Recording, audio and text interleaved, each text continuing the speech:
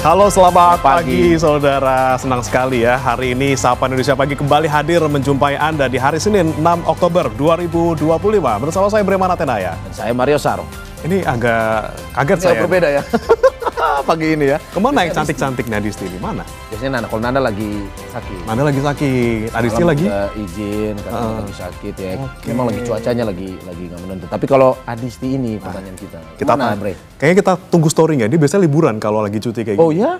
Waduh. Bisa-bisanya ya. Cuti terus ya. Banyak duitnya.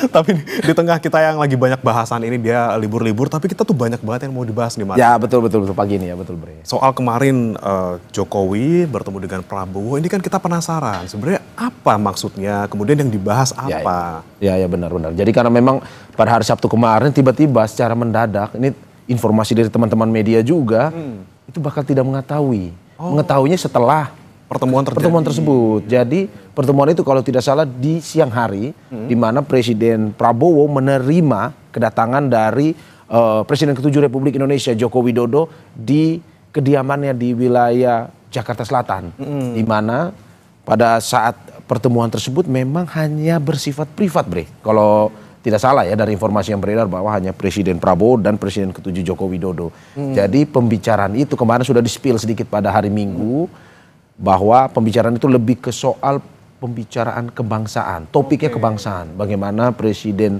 Prabowo meminta nasihat juga dari Presiden Jokowi ke-7 Republik Indonesia Joko Widodo juga memberikan masukan terkait dengan kebangsaan. Tetapi pertanyaannya, apakah ada kepentingan pribadi dalam pembicaraan topik tersebut? Nah, itu ya. Ada juga yang bilang Mario, ada yang bilang juga, pengamat bilang bahwa bisa jadi ngomongin soal kepengurusan PSI. Ada yang bilang juga soal katanya ngomongin soal reshuffle ya. Ya betul. Apalagi soal isu hubungan keduanya ya yang kemarin itu karena reshuffle. Ada juga yang bilang ini agak kejauhan nih soal dukungan kedua kalinya ke Pilpres yang berikutnya. Ini kan periode Prabowo Gibran. Tapi kita tunggu nanti seperti apa sebenarnya yang mau dibicarakan oleh kedua tokoh ini. Tapi yang jelas saudara, kita akan ke informasi pertama dulu pagi hari ini terkait dengan kebakaran yang melanda ruko di samping terminal Pakupatan, Serang, Banten. Diduga kebakaran dipicu ledakan trafo listrik yang menyambar kendaraan yang terparkir.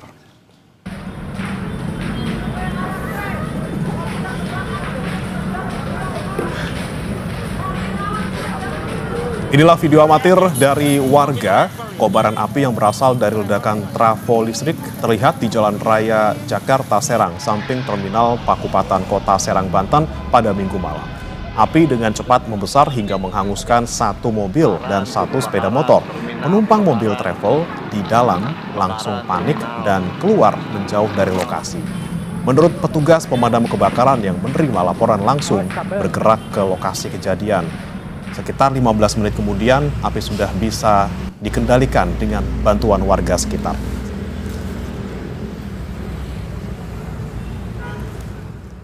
Yang terbakar, info dari masyarakat dan warga awal mula berasal dari trafo listrik, lalu merambat ke kabel listrik dan mengenai satu kendaraan travel.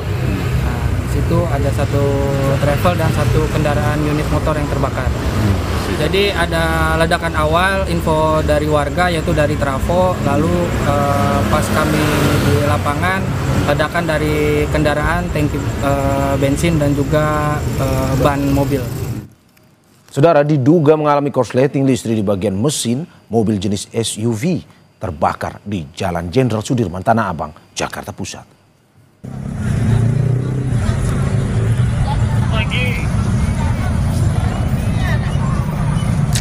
Awalnya mobil tiba-tiba saja berhenti di depan halte Transjakarta Bendungan Hilir karena mengeluarkan asap tebal dari bagian mesin. Kemudian tiba-tiba muncul api dan langsung membesar. Dua penumpang yang berada dalam mobil berhasil keluar sebelum api membesar. Pemilik kendaraan sempat berupaya memadamkan api dengan air ataupun alat pemadam api ringan. Namun api tak juga padam.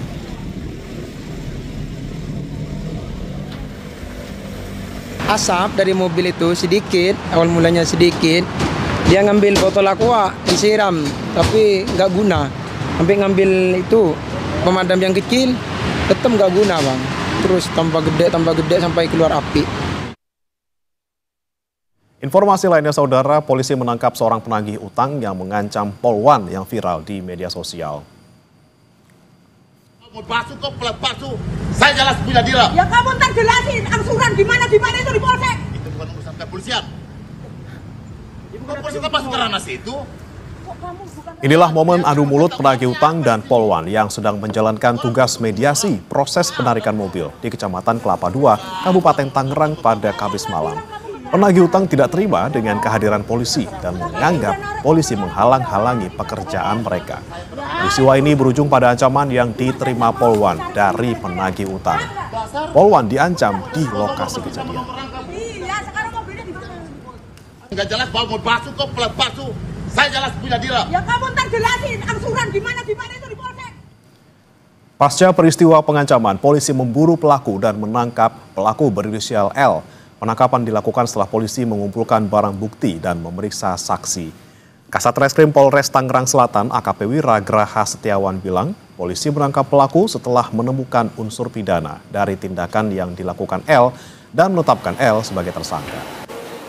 Selain menahan L, polisi melakukan pengembangan untuk menjerat pihak lainnya yang terlibat dalam kasus ini. Dari hasil penyelidikan, kami temukan sebuah peristiwa pidana dan telah kami tetapkan satu tersangka dengan inisial L, umur 38 tahun, profesi sebagai debt collector.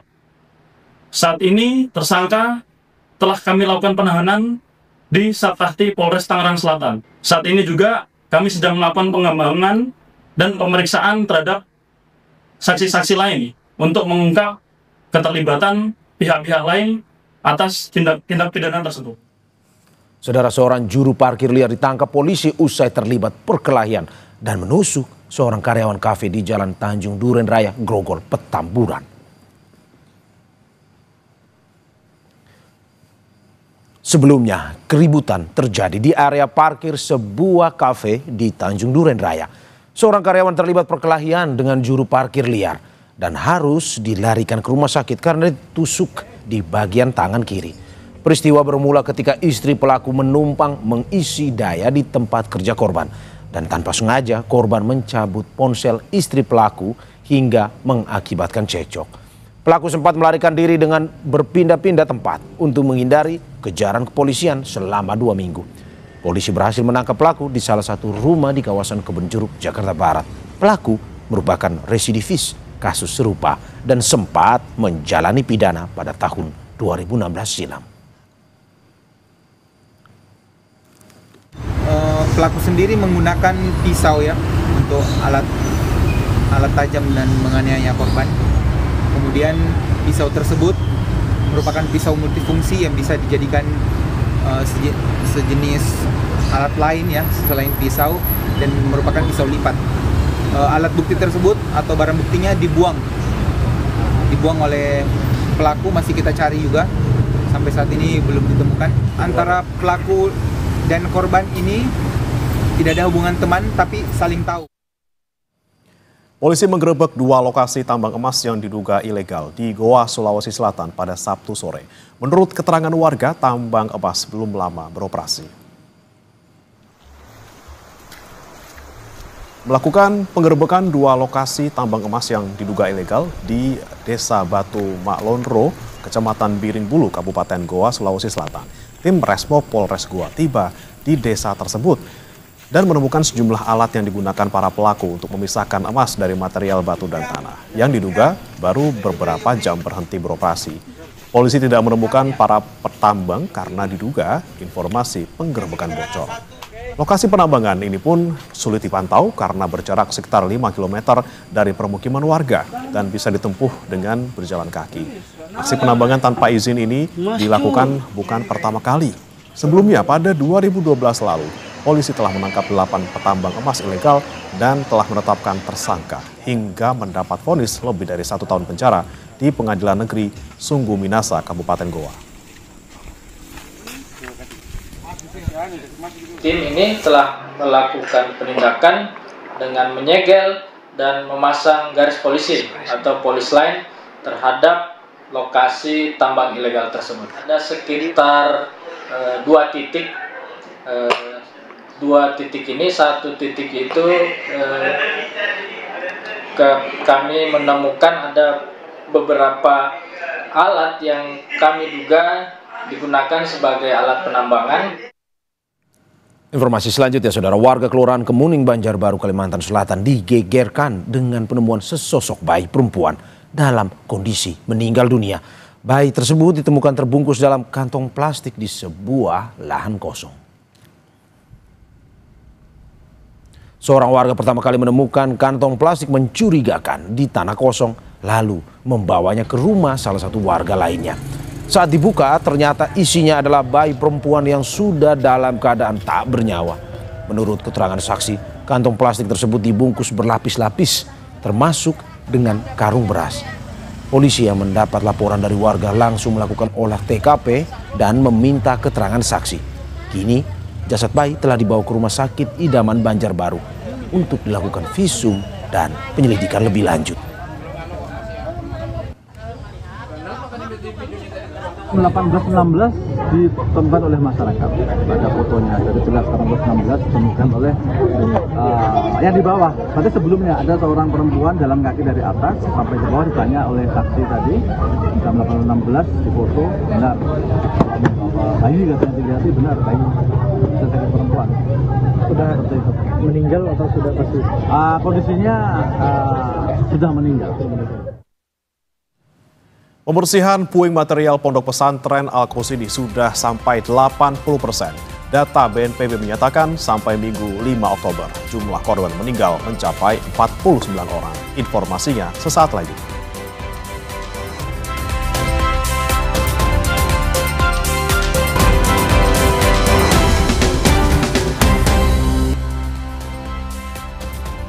Kembali di Sapa Indonesia Pagi, saudara. Pencarian santri korban ambruknya Pondok Pesantren Buduran Sidoarjo, Jawa Timur masih berlanjut hingga Minggu malam. BNPB bilang kemungkinan adanya korban yang tertimbun reruntuhan di area selatan bangunan. Proses pengangkatan puing reruntuhan bangunan masih dilakukan hingga Minggu malam dan rencananya hari ini. Namun pengangkatan puing bangunan sebelah selatan terkendala karena menyambung dengan bangunan ponpes yang lama.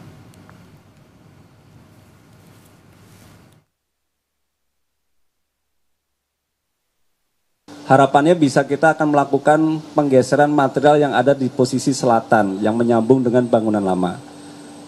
Dan kalau kita lihat secara langsung di lokasi, bangunan yang lama itu pun sudah miring. Takutnya kalau kita asal tarik, kita asal breaker, ketika itu terpatahkan atau sudah roboh ataupun menjadi beberapa potongan, menjadi tidak ada kekuatan bagi bangunan lama yang menyambung pada struktur ini akan menjadi roboh kembali. Mudah-mudahan di malam hari ini kita bisa menyelesaikan di sektor sebelah selatan dan masih ada potensi kemungkinan kita bisa menemukan korban yang masih belum ketemu. BNPB menargetkan pembersihan puing runtuhnya bangunan pesantren Al-Qasidi di Buduran Sidoarjo, Jawa Timur rampung pada hari Senin. BNPB bilang progres pembersihan material runtuhan bangunan sudah 60% lebih. Usai pembersihan puing bangunan yang ambruk, jalur evakuasi akan lebih terbuka dan petugas akan kembali menyisir titik-titik yang diduga terdapat korban. Sementara jumlah korban hilang belum bisa dipastikan hingga tim SAR menemukan korban di area lain yang belum terjangkau. Sudah kita laksanakan ini sudah hampir 60% lebih ya. Harapan saya ini besok ini sudah bisa rata, cuma ada satu kendala, yaitu beton itu ada yang menempel di bangunan sebelah kiri. Pak Muji dari ITS akan datang memberikan bimbingan ke kita sambil mengawasi, sehingga pemotongan beton itu tidak menyebabkan gedung itu akan rusak atau runtuh. Tim SAR terus berupaya membersihkan reruntuhan bangunan musola Ponpes Al-Qasidi di Sidoarjo, Jawa Timur. Tim penyelamat kembali berhasil mengevakuasi sejumlah korban. Hingga Minggu malam berdasarkan data dari BNPB, korban reruntuhan bangunan Ponpes di Buduran Sidoarjo yang telah dievakuasi mencapai 153 orang. 104 orang selamat dan 49 orang meninggal dunia. Diduga puluhan lainnya masih terjebak reruntuhan. Tim SAR mengerahkan 5 unit alat berat untuk mengevakuasi korban reruntuhan. Sesuai dengan data dari 167 yang sudah terevakuasi ada 40, sehingga masih ada sekitar 20 orang lagi yang belum terevakuasi. Dari 40 jenazah yang sudah kita temukan, 8 sudah teridentifikasi, kemudian masih ada 32 orang lagi yang belum teridentifikasi. Sesuai dengan yang disampaikan oleh DVI bahwa proses ini memakan waktu paling cepat 3 hari. Untuk mengetahui perkembangan terkini evakuasi korban Ponpes ambruk, kita sudah terhubung dengan jurnalis Kompas TV, Arif Hidayat, dan juru kamera Dika Pratama di TKP di Sidoarjo, Jawa Timur. Dan juga ada Alfian Rahman serta juru kamera Hilmi Ardiantovani di Rumah Sakit Bayangkara Polda Jawa Timur di Surabaya. Kita ke Arif terlebih dahulu. Arif, selamat pagi. Bagaimana suasana evakuasi korban pagi ini? Apakah betul hari ini adalah hari terakhir setelah sepekan berlangsung evakuasi? Selamat pagi, Bremana dan saudara. Benar sekali, di hari ke-8 pasca runtuhnya bangunan pesantren Al-Ghazini di Buduran Sidoarjo ini, proses pembersihan atau evakuasi puing reruntuhan ini masih terus dilakukan dengan mengerahkan sejumlah alat berat. Puluhan korban telah ditemukan meninggal, tim SAR dan seluruh personel yang setelah 8 hari ini berjibaku membersihkan puing-puing dan menjadi korban di lokasi runtuhnya Pondok Pesantren Al-Ghazini ini masih terus bekerja. Apa saja yang akan dilakukan hari ini dan apa targetnya, karena memang puing reruntuhan ini tinggal 20% begitu. Saat ini saya sudah bersama dengan Bapak Nanang Sigit, Kepala Kantor SAR Surabaya. Selamat pagi Pak Nanang. Ini sudah di hari ke-8, masih semangat ya Pak ya? Iya, selamat pagi ya. Agenda hari ini apa dan targetnya bagaimana Pak? Ya, untuk agenda hari ini sendiri tentunya kalau untuk proses masih sama seperti kemarin-kemarin, yaitu dengan menggunakan alat berat untuk menyingkirkan beberapa material bangunan yang masih ada, dan tentunya kami juga masih melaksanakan kemudian memonitor kemungkinan ada dan tidaknya korban ya yang masih di bawah reruntuhan tersebut. Jika kemudian menggunakan ekskavator itu memindahkan material kemudian terlihat ada korban yang ada di situ, baru kami akan mengakses masuk untuk melaksanakan evakuasi, tentunya dengan cara manual ataupun menggunakan peralatan-peralatan ekstrikasi. Ini materialnya kan tinggal 20% Pak, apa kesulitannya begitu? Ya, untuk material memang tinggal 20%, atau mungkin tahap kali ini mungkin saya lebih menyebutnya mungkin lebih ke cleaning up ya. Jadi yang kemudian menjadi kesulitan sebenarnya adalah dari bangunan itu sendiri, bahwa material bangunan yang tinggal 20% itu terdapat kolom-kolom betonan yang posisinya miring dan masih menyangkut atau tergabung dengan bangunan yang ada di sebelahnya yang kondisi bangunan masih utuh. Tentunya itu perlu proses bagaimana menyingkirkan kolom bangunan yang runtuh ini, tapi tidak mengganggu bangunan yang sebelahnya, dan tentunya bisa aman seperti itu. Pak, kira-kira kapan nih target hari terakhir pencarian dan evakuasi? Secara teknis saya berharap bahwa hari ini bisa diselesaikan. Terima kasih Pak Nanang Sigit, Kepala Kantor SAR Surabaya, telah bersama kami. Itu tadi saudara, bahwa hari ini petugas berharap semua evakuasi puing bangunan serta evakuasi jenazah yang diduga tertimbun runtuhnya bangunan pesantren Al-Ghazini Buduran Sidoarjo ini dapat diselesaikan, meski ada kendala satu beton bangunan ini terhubung dengan bangunan lainnya. Bagaimana? Baik, targetnya akan selesai di hari ini. Terima kasih Arif Hidayat dan juga juru kamera Andika Pratama. Kita akan bergeser dari Sidoarjo ke Surabaya. Saudara, sudah ada jurnalis Kompas TV Alfian Rahman serta juru kamera Hilmi Ardianto Fani di Rumah Sakit Bayangkara, Polda Jawa Timur. Selamat pagi Alfian, apakah ada perkembangan terbaru soal jumlah korban yang meninggal dan sudah berhasil diidentifikasi?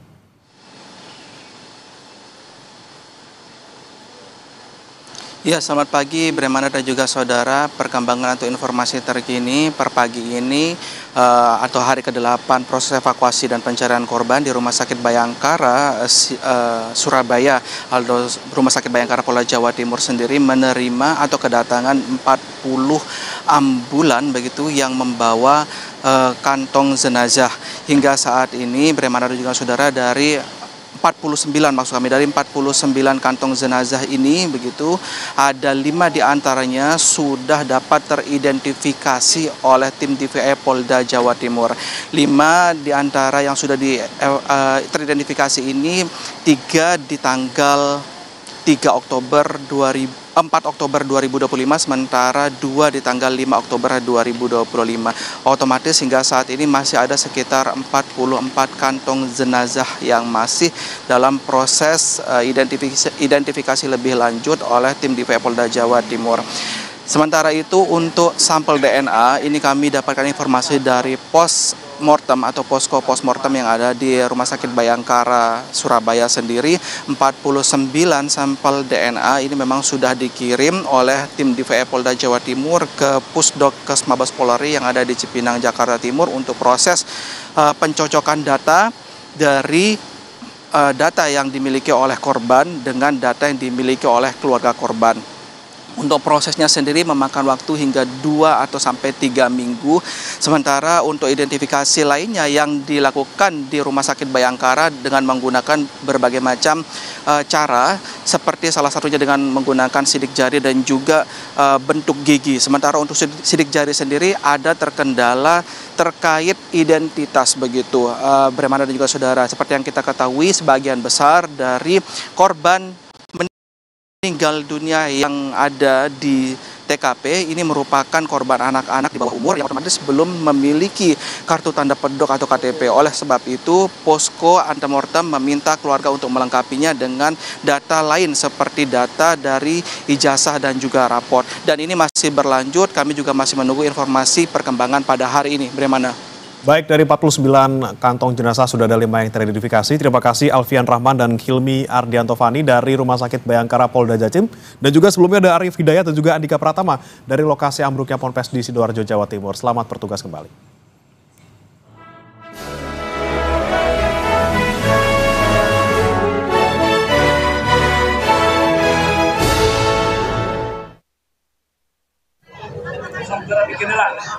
Bang Karamani bin Sarman dengan Ibu Oca binti Tolim.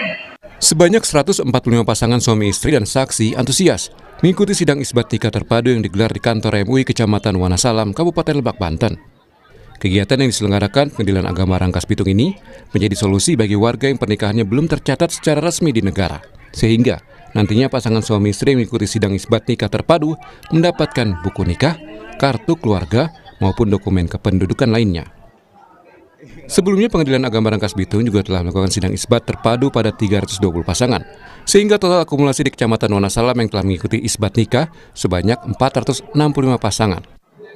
Tahap keempat, sudah 700 perkara isbat nikah yang disidangkan Pengadilan Agama Rangkas Bitung hingga bulan September tahun ini. Di antara 700 perkara yang telah disidangkan, 500 perkara adalah perkara prode atau tidak berbayar yang sangat membantu masyarakat yang kurang mampu yang ingin menyelesaikan masalah pencatatan perkawinan dan dokumen kependudukan lainnya. Ketua Pengadilan Agama Rangkas Bitung bilang kegiatan sidang isbat nikah terpadu terus digencarkan dan sangat penting karena di Kabupaten Lebak masih banyak pasangan yang belum memiliki buku nikah, jumlahnya lebih dari 50%.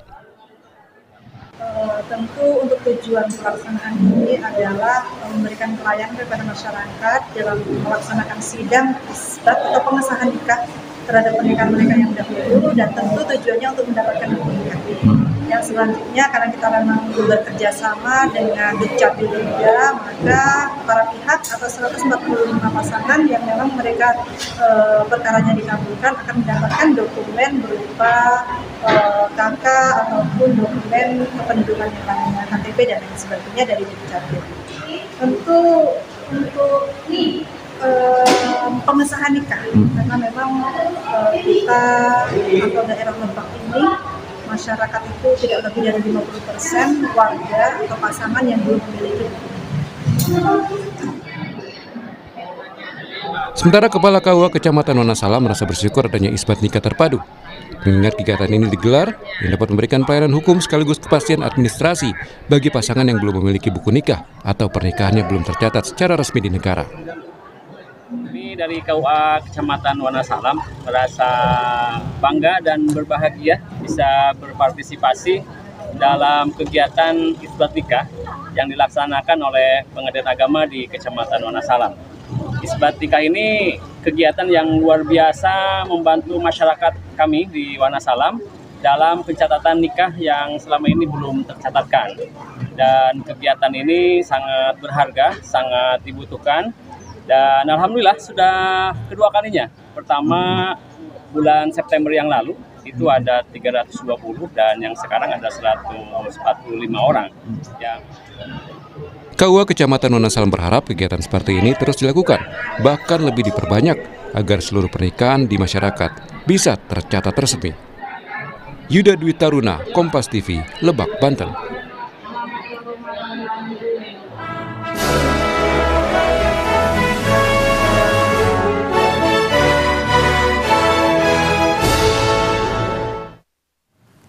Presiden Prabowo Subianto bertemu dengan Presiden ke-7 RI Joko Widodo di Kertanegara Sabtu lalu. Apa yang sebenarnya dibicarakan dalam pertemuan empat mata kedua tokoh itu?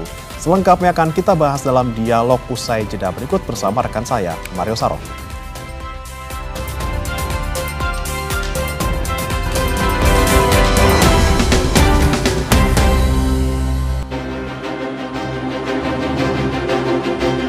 Sabtu, 4 Oktober 2025, Presiden Prabowo Subianto bertemu dengan Presiden ke-7 RI Joko Widodo di Kertanegara, Jakarta. Mensesnek Prasetyo Hadi bilang, kedua tokoh membahas berbagai masalah soal bangsa hingga masukan terkait rencana ke depan. Prasetyo menyatakan pertemuan keduanya sebetulnya merupakan silaturahmi biasa.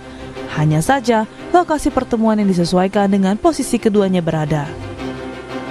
Yang pertama kan memang silaturahmi ya di antara dua pemimpin Presiden ke-7 dan Presiden ke-8. Kalau Bapak Prabowo berkesempatan ke Jawa Tengah, beliau yang sowan atau mampir. Kebetulan Pak Presiden ke-7 Pak Jokowi ada di Jakarta, ya sudah janjian ketemu waktunya makan siang dan tentu banyak hal yang dibicarakan ya mengenai masalah-masalah kebangsaan termasuk memberikan masukan ke depan sebaiknya seperti apa untuk beberapa hal. Kurang lebih 2 jam lah pertemuan di antara kedua pemimpin. Sementara pengamat politik sekaligus Direktur Eksekutif Carta Politika Yunarto Wijaya bilang, pertemuan Prabowo Jokowi adalah langkah politik yang dilakukan Jokowi yang dinilai publik sudah tidak ada lagi kekuatan di Kabinet Prabowo Subianto. Yunarto juga menambahkan jika di sini Jokowi menunjukkan masih memiliki kekuatan politik. Tujuannya pasti itu Mbak ya, yang utama ya, masih ingin menunjukkan bahwa hubungan mereka baik-baik saja. Bahwa hubungan Pak Jokowi dengan Pak Prabowo kalau dilihat baik-baik saja kan juga akan menyelamatkan image dari hubungan Pak Prabowo dengan Mas Gibran. Dan notabene itu kan seperti membantah lah asumsi-asumsi yang mengatakan bahwa Jokowi sudah habis kekuatan politik, Jokowi sudah habis di kabinet, dan itu akan membuat posisi Mas Gibran menjadi lemah. Dan itu sangat mungkin dilakukan, dan kita tahu Pak Jokowi dalam konteks berpolitik praktis sangat luas, sangat cepat ya mengambil positioning untuk kemudian bisa menetralisir isu-isu seperti ini. Tapi apakah ini baik dalam konteks demokrasi? Menurut saya enggak juga. Saya lebih berharap sebetulnya pertemuan-pertemuan presiden dengan mantan presiden itu levelnya beda, berbicara mengenai hal-hal kebangsaan, berbicara betul-betul mengenai masukan-masukan terkait dengan hal-hal yang sifatnya lebih besar, bukan terkait dengan politik praktis. Pertemuan kedua tokoh ini terjadi di tengah isu politik menyoal pemakzulan terhadap Wapres Gibran hingga dukungan 2 periode bagi Prabowo Gibran. Tim Liputan Kompas TV. Presiden Prabowo Subianto bertemu 4 mata dengan Presiden ke-7 Republik Indonesia Joko Widodo Sabtu lalu. Meski Mensesnek bilang pertemuan keduanya sebagai silaturahmi biasa, namun sejumlah makna tersirat. Apa sebenarnya yang dibahas keduanya? Karena pertemuan keduanya terjadi setelah berbagai isu muncul, mulai dari pemakzulan terhadap Wapres Gibran hingga dukungan 2 periode Gibran Prabowo. Lantas apa makna pertemuan keduanya? Benarkah ini sebagai langkah Jokowi bermanuver pasca dukungannya untuk 2 periode bagi Prabowo Gibran atau menyoal langkah politik lain? Kita bahas bersama sejumlah narasumber. Ada melalui sambungan daring analis politik sekaligus Direktur Eksekutif Trias Politika Strategis Agung Baskoro. Selamat pagi Mas Agung. Pagi Mas Mario. Kita masih menunggu juga Wakil Ketua Umum DPP Barisan Relawan Jokowi Presiden atau Barajepe David Pajung. Sepertinya udah join melalui daring Mas Agung, Mas David. Mas David, selamat pagi. Pagi, sorry nih maghrib jadi nggak keburu. Padahal kita udah menyiapkan tempat spesial buat Mas David di studio, tapi sepertinya ada kemacetan jadi harus bergabung via daring bersama kita. Selamat pagi Mas Agung dan Mas David, terima kasih sudah bergabung di Dialog Sapa Indonesia Pagi pada hari ini. Saya ke Mas David terlebih dahulu. Mas David, sampai saat ini semua yang memberikan pernyataan terkait dengan pertemuan Presiden Prabowo dan Presiden ke-7 Joko Widodo ini bersifat normatif semua, Mas. Sedikit bocoran dari Barajepe, apa isi pertemuan kemarin, Mas, sebenarnya? Iya, saya mau bilang begini. Pertama, ya sesungguhnya kan karena memang pertemuan itu tertutup ya. Yang tahu detailnya persis itu beliau berdua ya, Pak Prabowo dan Pak Jokowi. Tetapi ada beberapa pendekatan yang kami bisa infokan ya. Memang mungkin satu sisi pertama kalau dari tinjauan kacamata sosial ya, ya mungkin normatif juga tangkapan kita bahwa pertama ini silaturahmi 2 tokoh bangsa ya, 2 sahabat ya, dan ini merupakan kunjungan balasan sebenarnya, balasan secara personal ketika bulan Juli yang lalu Pak Prabowo berkunjung ke rumah kediaman Pak Jokowi di Solo. Dan ini giliran Pak Jokowi yang berkunjung karena kebetulan ada beberapa agenda-agenda pribadi beliau di Jakarta juga. Jadi memprioritaskan untuk mampir dulu ke rumah Pak Prabowo. Nah kemudian mungkin pesan-pesan politik yang bisa kita sampaikan pagi ini. Pertama bahwa pertemuan ini selain silaturahmi 2 tokoh bangsa ya sebagai fenomena peradaban lah kearifan politik dan kehidupan berbangsa kita. Yang berikutnya pesan politik yang tersirat dari pertemuan ini adalah bahwa pertama hubungan kedua tokoh ini baik-baik saja, enggak seperti yang selama ini berkembang di publik bahwa ada sedikit mungkin kekurang harmonisan ya, padahal sebenarnya ini juga mau menjawab bahwa mereka sangat harmonis sebagai 2 tokoh bangsa. Berarti ini untuk membantah terkait dengan informasi yang beredar selama ini ya, apa yang beredar di media sosial bahwa hubungan kedua katakanlah yang beredar retak nih katanya. Ya, ini kan langsung jawaban ke publik secara langsung ya. Jadi ini langsung jawaban bahwa secara pribadi mereka sangat harmonis dan sangat dekat. Kemudian juga ini kan pertemuan di hari Sabtu ya, di hari Sabtu dan di rumah kediaman Pak Prabowo sebagai Prabowo Subianto. Jadi bukan di rumah jabatan presiden, bukan di istana apa segala macam kan. Nah ini mau menggambarkan bahwa secara personal mereka berdua ini sangat harmonis, sangat dekat dan ruang-ruang percakapan itu tidak terbatasi ya, tidak terbatasi pada dinding-dinding politik saja, tetapi lebih jauh dari itu bahwa secara emosional mereka banyak membahas masalah-masalah besar. Saya mau bilang begini Mas. Jadi ya mungkin pameo yang kita sudah tahu ya, kalau orang-orang kecil itu kan membicarakan orang-orang secara pribadi. Kalau orang-orang rata-rata orang umum itu bicara soal sebuah kejadian-kejadian, tetapi orang-orang besar sekelas mereka ini pasti bicara soal ide, gagasan, paradigma, dan proyeksi-proyeksi kebangsaan ke depan. Saya pikir itu yang banyak dibahas kemarin oleh dua tokoh kita ini, dan kita senang sebagai anak bangsa, kita senang melihat guyupnya dua tokoh ini. Mas David, saya to the point saja. Apakah betul dari isu yang beredar ada pembicaraan terkait dengan pernyataan Pak Jokowi beberapa saat lalu soal dukungan 2 periode Prabowo Gibran yang juga disampaikan kepada Bara JP? Ya, saya pikir itu nggak lepas dari perbincangan itu juga. Oh, berarti ada ya? Lepas dari perbincangan itu. Ada ya? Ada perbincangan soal itu ya?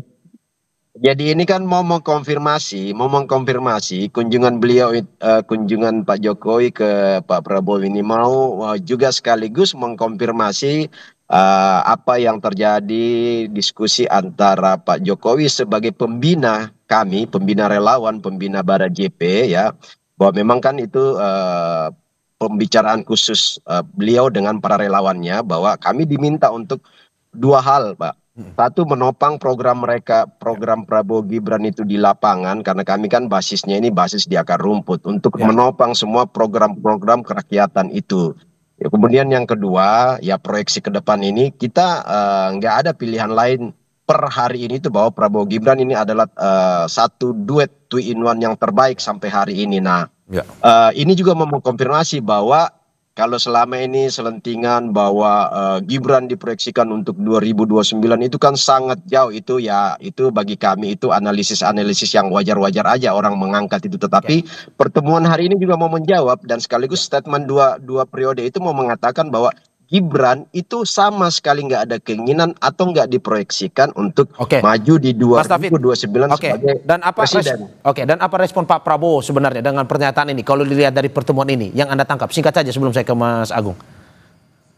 Ya, Pak Prabowo kan mengembalikan itu kembali kepada uji publik, artinya kepada masyarakat dan rakyat Indonesia lagi nanti, kan seperti itu sebenarnya. Oke, siap.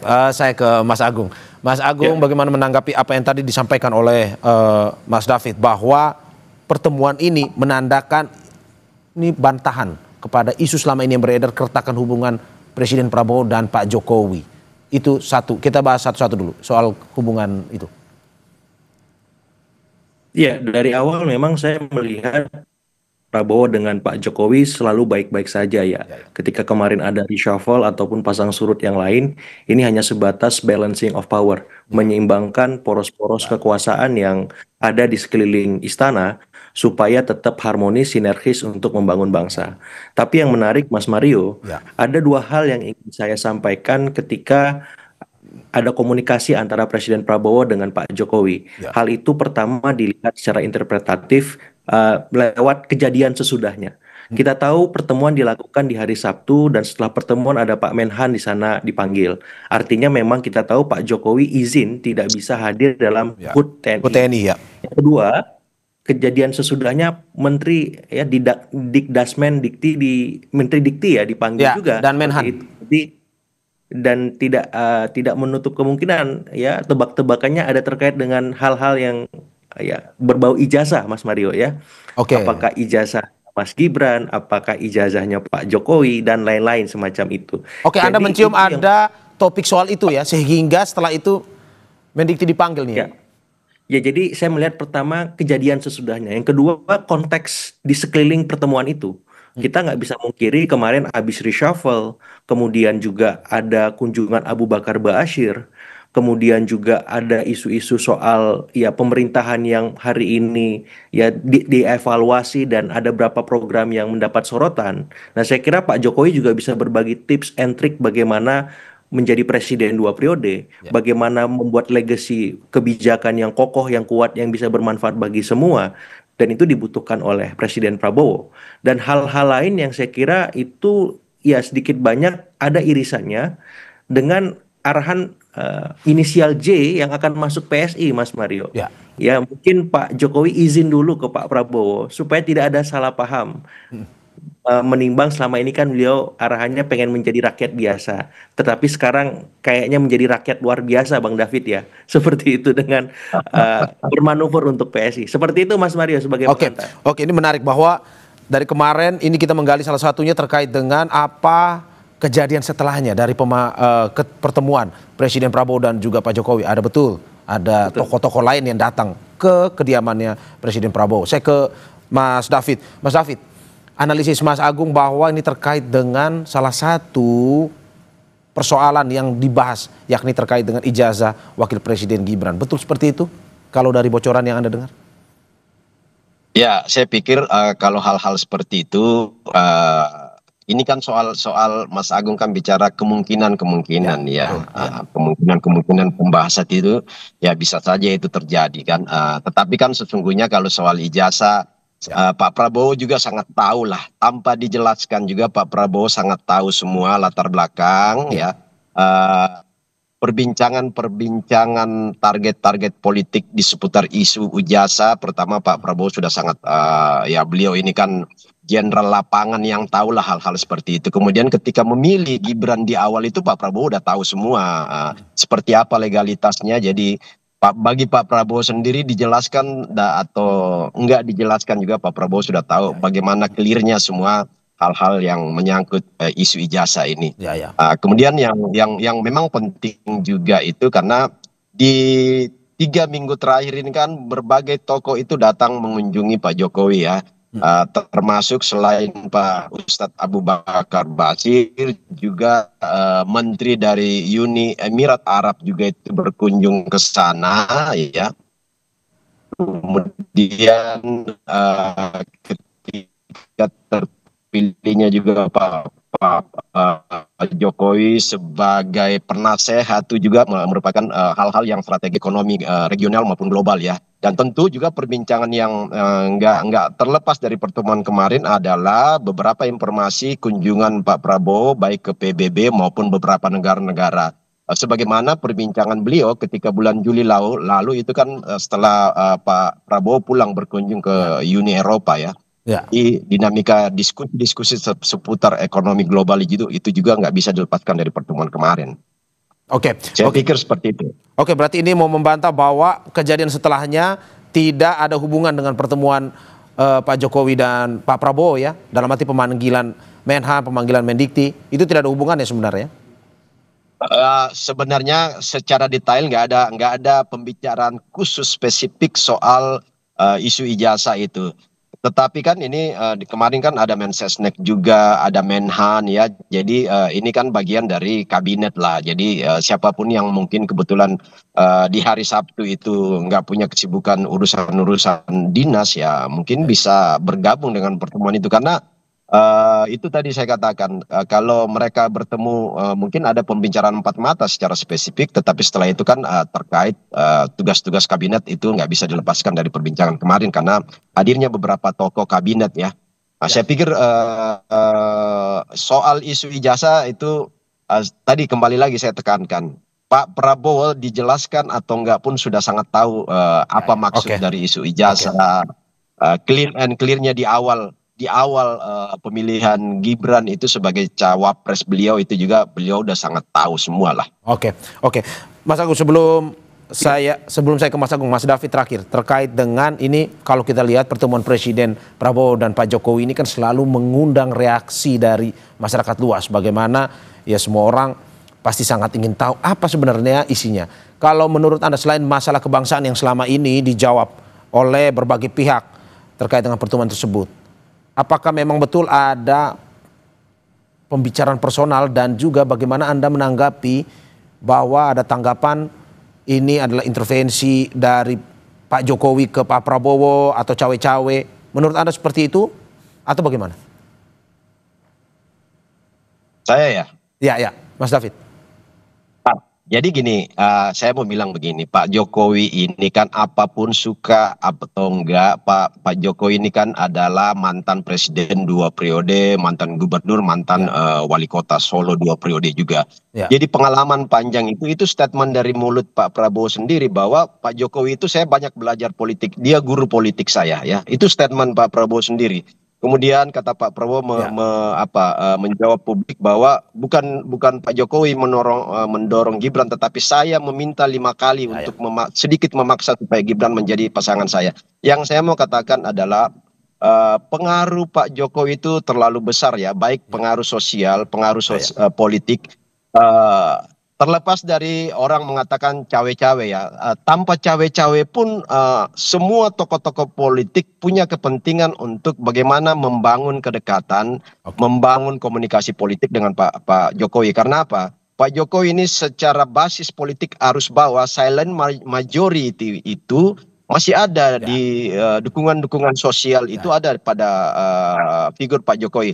Itu bisa dibuktikan, saya pikir para teman-teman media juga tahu lah. Setiap hari itu kan membludak itu orang berkunjung ke rumah Pak Jokowi. Sampai hari ini nggak ada mantan presiden di Indonesia yang seperti itu. Udah setahun turun, tetapi masyarakat masih berbondong-bondong. Itu bukan rekayasa, bukan cawe-cawe, bukan Pak Jokowi mengundang atau meminta. Bahkan kondisi Pak Jokowi sakit pun, semua dari Papua, dari Bali, Sulawesi, Aceh, Medan, apalagi di seputar Pulau Jawa pada datang mendoakan, memberikan support moral, mental untuk bagaimana Pak Jokowi bisa kembali kuat menjalani kemarin kelemahan tubuh itu. Tapi ya sekarang kan kita syukuri bahwa beliau udah kembali fit. Saya pikir itu. Oke, Mas Agung, benar ada cawe-cawe dalam pertemuan tersebut menurut Anda? Tapi sebelum dijawab, kita saksikan usai jeda berikut, Mas Agung.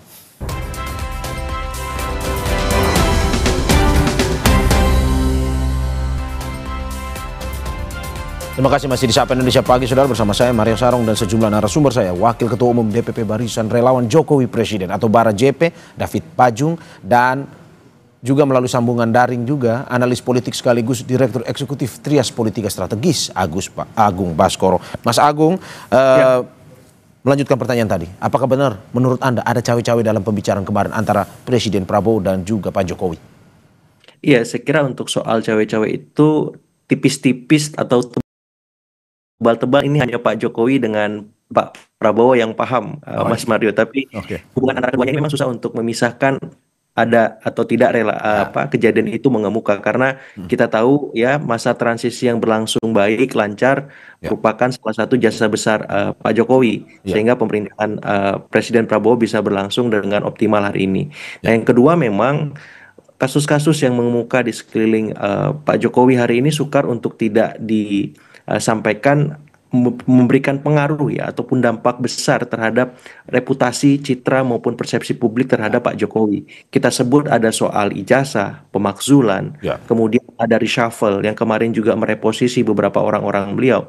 Walaupun tadi saya sampaikan di awal ini bagian dari balancing of power itu, ya bagaimana merelaksasi relasi yang sedikit banyak ya Pak Jokowi punya pengaruh besar dalam pemerintahan itu lambat laun diproporsikan agar agar relasi dengan Pak Jokowi sama juga dengan Pak SB, sama juga dengan Ibu Mega, dan sama juga dengan poros. Tapi Mas Agung, tadi kan Anda sempat menyinggung terkait dengan ijazah. Apakah mungkin ini bisa kita bilang sebagai permintaan backup atau perlindungan dalam kasus-kasus ataupun persoalan yang kemarin dimunculkan seperti ijazah Mas Wapres tersebut?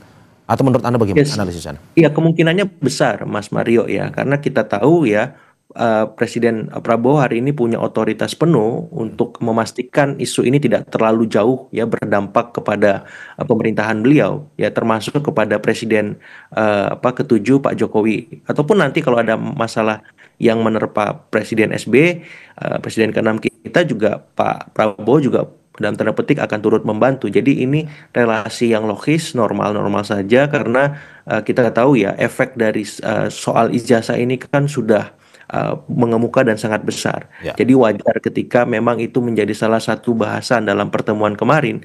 Dan ini termasuk juga soal ijazahnya Mas Gibran, karena tuntutannya maksimal kan, semacam itu. Jadi harapannya hal-hal semacam ini bisa direduksi, bisa diminimalkan efeknya agar ya relasi antara Pak Jokowi dengan Pak Prabowo, kemudian Pak Jokowi dengan para pihak lainnya yang ada di sekeliling lingkungan istana bisa berlangsung baik-baik saja, seperti itu. Oke, sebelum saya ke Mas David lagi, Mas Agung, berarti Anda mau melihat bahwa sebenarnya pembicaraan kemarin ini lebih banyak porsinya personal ketimbang kebangsaan ya, kalau dibilang. Ya, ini satu nafas sih, Mas. Susah untuk ya. tidak memisahkan itu karena memang masing-masing ya hubungannya sangat baik dan dekat ya.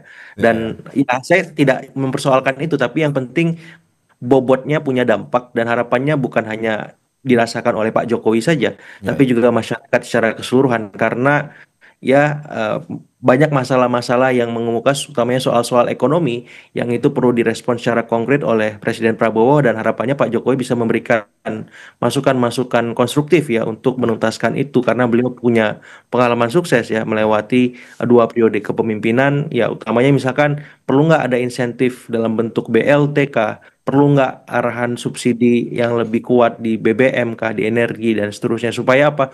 Supaya masyarakat tidak terlalu merasakan himpitan ekonomi itu. Itu hal-hal konkret praktis saya kira juga bisa jadi juga dibahas kemarin seperti itu. Oke, saya ke Mas David. Mas David, ini soal masalah kebangsaan terkait dengan apa yang ya kalau kita bilang beberapa hal yang terjadi kemarin, MBG, terus juga BBM kalau kita lihat salah satu yang menjadi perhatian.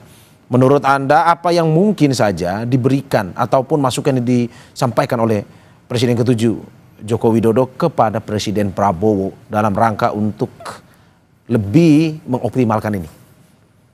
Iya, tadi saya katakan bahwa sebenarnya kan Pak Jokowi ini kan sebenarnya bukan elit partai ya, nggak memimpin satu partai sebagaimana beberapa mantan presiden yang lain, Ibu Mega, Pak SBY, termasuk Pak Prabowo sendiri sebagai elit partai. Tetapi Pak Jokowi itu lebih pada kedekatan-kedekatan emosional dengan basis-basis masyarakat grassroots ya. Itu secara de facto itu nggak bisa dipungkiri itu kedekatan secara emosional itu terbangun. Bahkan salah satu instrumen sosial ya, instrumen sosial bahkan sering juga dimaknai sebagai instrumen politik yang dimiliki Pak Jokowi itu adalah kekuatan relawan yang langsung bersentuhan dengan basis massa di arus bawah. Nah sehingga untuk ya sebagai orang yang punya pengalaman 10 tahun memimpin Republik ini tentulah Pak Prabowo membutuhkan beberapa masukan-masukan baik itu termasuk MBG, kemandirian pangan kemarin, terus desain koperasi merah putih bagaimana supaya itu bisa membumi ke grassroots yang selama ini memang Pak Jokowi sangat kuasain dan sangat tahu kalkulasi di arus bawah itu. Saya pikir hal-hal yang detail untuk bagaimana mendaratkan program-program itu termasuk target 3T dari MBG ini kan daerah terluar, terdepan, ya terbelakang itu kan selama ini menjadi perhatian penuh dari Pak Jokowi baik lewat infrastruktur maupun bagaimana memberikan skala prioritas ideologi yang beliau punya selama ini yang sering disampaikan bahwa Indonesia sentris ya. Tidak hanya di Pulau Jawa dibasiskan program itu tetapi di daerah-daerah terdepan terluar juga mendapat skala prioritas. Nah, saya pikir perbincangan-perbincangan seperti ini tuh banyak juga mewarnai komunikasi kemarin bagaimana supaya program kerakyatan Pak Prabowo itu benar-benar bisa membumi secara adil dan merata di semua. Anda mau bilang, Mas David, Anda mau bilang Pak Jokowi total dalam membantu Presiden Prabowo ya? Oh ya itu pasti, karena itu udah menjadi komitmen Pak Jokowi baik secara terbuka maupun ketika awal pencalonan Prabowo Gibran. Apakah bantuan apakah total membantu ini termasuk juga mungkin saja ini masuk ke dalam sistem politik juga? Pak Jokowi ini dengan bergabung dengan PSI dalam arti tidak hanya memberikan masukan tapi juga masuk dalam sistemnya. Ya jadi kan gini sebenarnya kan Pak Jokowi ini tanpa masuk ke salah satu partai pun atau diminta oleh PSI pun sebenarnya kan Pak Jokowi selama ini itu sudah menjadi bagian dari tokoh politik ya, makanya begitu banyak tokoh-tokoh yang datang sowan berkomunikasi membangun silaturahmi ya dalam rangka sebenarnya ya secara real aja bahwa minta berbagi pengalaman, berbagi strategi-strategi demi kemaslahatan bangsa sesungguhnya. Jadi kalaupun misalnya kita atau para analis mengatakan bahwa Pak Jokowi ini cawe-cawe kan sebenarnya kata cawe-cawe di situ itu sebenarnya bermakna positif. Cawe-cawe ya sebagai orang yang masih sehat, masih kuat ya, masih punya pengalaman yang belum hilang di kepala beliau tentu punya kewajiban ya, diminta nggak diminta untuk memberikan masukan selama itu untuk kemaslahatan bangsa dan negara ini. Dan Pak Prabowo sebagai orang yang sangat dekat ya, punya hubungan yang sangat emosional dan harmonis dengan Pak Jokowi, tentu akan banyak meminta masukan-masukan itu. Berarti Dulu, sosok J, sebelum penyusunan Mas David, berarti sosok J di PSI itu belum konfirmasi itu Pak Jokowi ya sebenarnya, atau sudah sebenarnya? Oh Dari Bar JP? belum ini ya, ini kan biasa lah, biasa kan ini kalau di politik itu kan harus ada test water ya, test water bagaimana sih sebenarnya tanggapan publik terhadap itu. Tetapi gini, kalaupun itu nama Pak Jokowi kan sesungguhnya ya wajar-wajar aja, karena sampai hari ini kan Pak Jokowi itu bukan orang partai ya, artinya nggak lagi menjadi salah satu kader partai, dia orang merdeka, orang bebas sebagai rakyat biasa yang bisa kemana-mana aja. Dan di sana kan juga sebenarnya lebih banyak diminta masukan-masukan aja selama ini oleh PSI ya. Saya ke Mas Agung. Mas Agung, kalau Anda melihat tadi kata Mas David total membantu Presiden Prabowo, tapi apakah mungkin saja ke depan total ini bisa lebih spesifik masuk ke sistem politik misalkan lewat PSI dari Pak Jokowi ini? Menurut Anda seperti apa? Sangat mungkin Mas Mario ya, karena memang dalam beberapa kesempatan Pak Jokowi secara verbal sudah mengeksplisitkan pesannya untuk habis-habisan membantu PSI. Yang kemudian diwujudkan ketika kemarin ada pertemuan informal di Bali ya. Itu sebuah penegas bahwa beliau dalam tanda petik akan mendukung, mendampingi PSI hingga melolos parlemen semacam itu. Dan kita tahu bersama dalam beberapa waktu terakhir banyak petinggi-petinggi partai, ex-partai yang memang masuk ke PSI.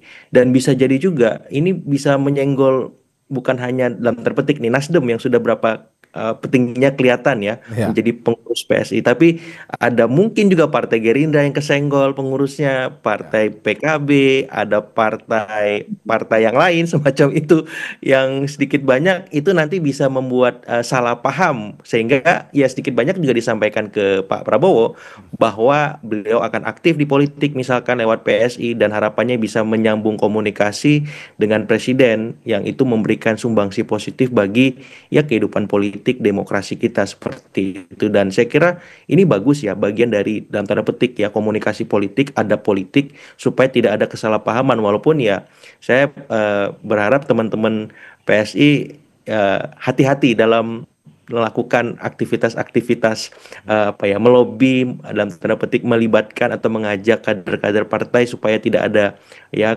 komunikasi yang disalahartikan atau kesalahpahaman yang mengemuka seperti itu, Mas Mario. Oke, kalau Mas Agung, Anda melihat bahwa analis Anda, bagaimana melihat sepak terjang Pak Jokowi ini yang hingga saat ini, kalau kata Mas David tadi 1 tahun tapi masih terus didatangin, tapi juga Pak Jokowi punya langkah-langkah strategis politik yang lain setelah pensiun dari presiden tersebut. Menurut Anda sesuatu yang positif atau bagaimana sebenarnya?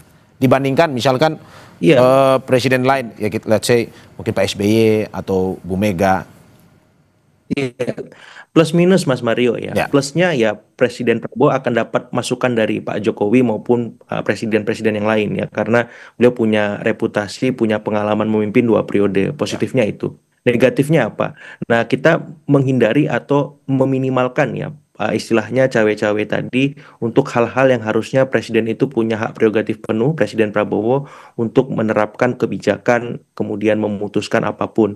Nah, kalau misalkan Pak Jokowi terlalu istilahnya besar pengaruhnya memainkan peranan juga, ya istilah matahari kembar itu akan mengemuka lagi. Nah, kita nggak mau seperti itu. Kita mau presiden kita hari ini ya Presiden Prabowo punya otoritas penuh, punya hak prerogatif mutlak, memutuskan hal apapun. Dan Pak Jokowi, kemudian Pak SBY, Ibu Mega maupun presiden-presiden lain ikut arus itu. Karena presidennya hari ini adalah Presiden Prabowo. Dan itu sebuah keniscayaan. Nah, saya melihat arahan itu sangat jelas ya ketika reshuffle kemarin mengemuka. Pak Prabowo ingin merelaksasi relasi beliau termasuk dengan Pak Jokowi agar tidak terlalu besar, agar tetap proporsional dan profesional.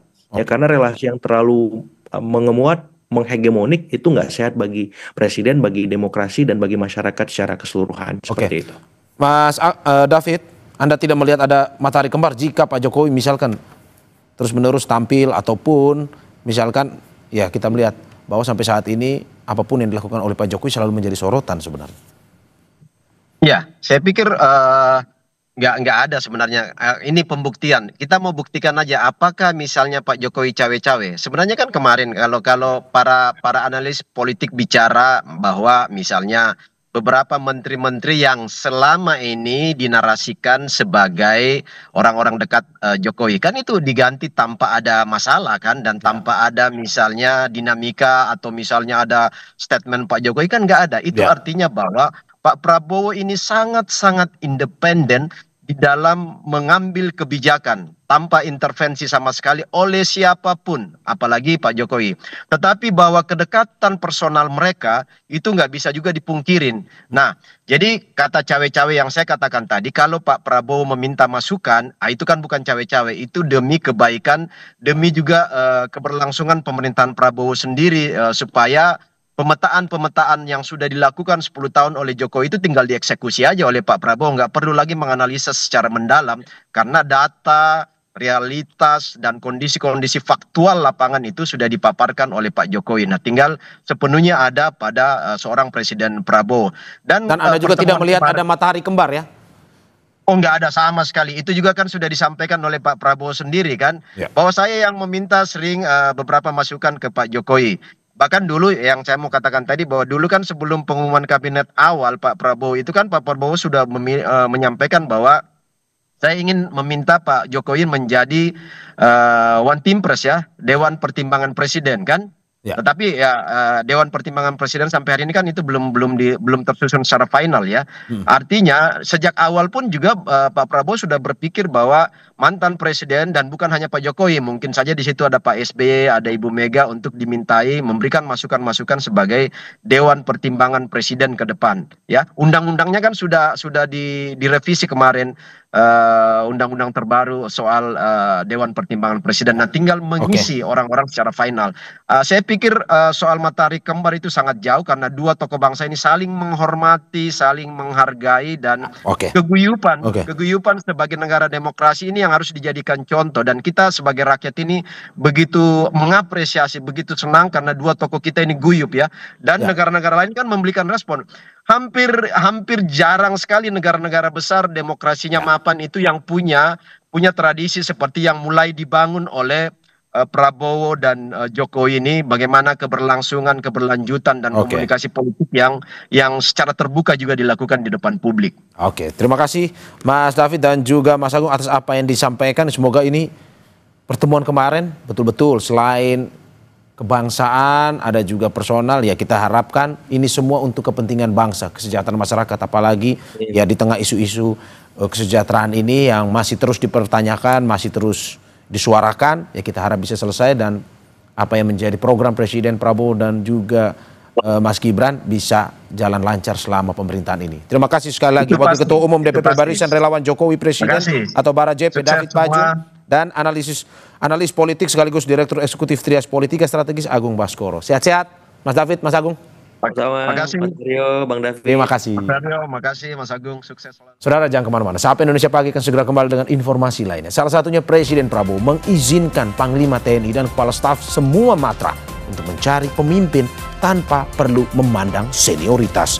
Menurut Prabowo, yang terpenting prestasi dan rasa cinta tanah air.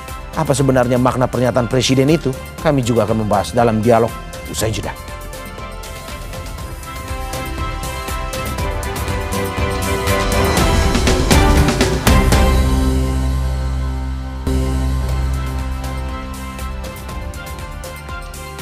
Presiden Prabowo Subianto memerintahkan Panglima TNI mengutamakan kompetensi daripada senioritas dalam seleksi kepemimpinan TNI.